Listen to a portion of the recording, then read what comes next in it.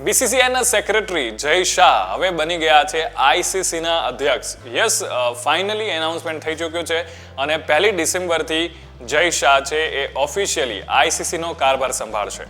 આઈસીસીના નવા અધ્યક્ષ બની ગયા છે અને એટલું જ નહીં, એ 5મા એવા ભારતીય બની ચૂક્યા છે કે જેમણે આઈસીસીના અધ્યક્ષનો કાર્યભાર છે સંભાળ્યો હોય.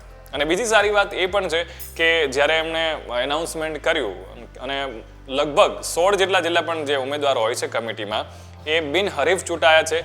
બધા જ લોકોનો મત છે એમને મળ્યો હતો અને 1 ડિસેમ્બરથી એ પોતાનો કાર્યભાર છે સંભાળશે.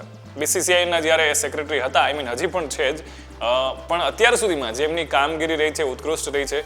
ખાસ કરીને હમણાં જ એનાઉન્સમેન્ટ કરવામાં આવ્યું હતું કે ડોમેસ્ટિક ક્રિકેટ છે એમાં પણ હવે player of the match, man of the series એમને પણ સારા ઇનામો જે છે આપવામાં આવશે. સારા એવા પુરસ્કારથી એમને નવાજવામાં આવશે જેથી કરીને ડોમેસ્ટિક ક્રિકેટ જે છે એનું લેવલ વધે.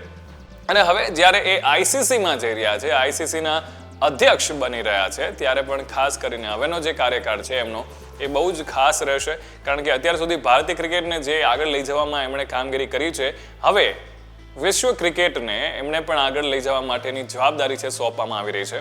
ત્યારે ખાસ કરીને જો વાત કરવામાં આવે તો એમણે એવું કહ્યું હતું કે ટેસ્ટ ક્રિકેટ જે એકચ્યુઅલી ફોર્મેટ છે ક્રિકેટનું અને જેને ફરીથી જીવંત કરવા માટે પૂરા પ્રયત્નો થશે.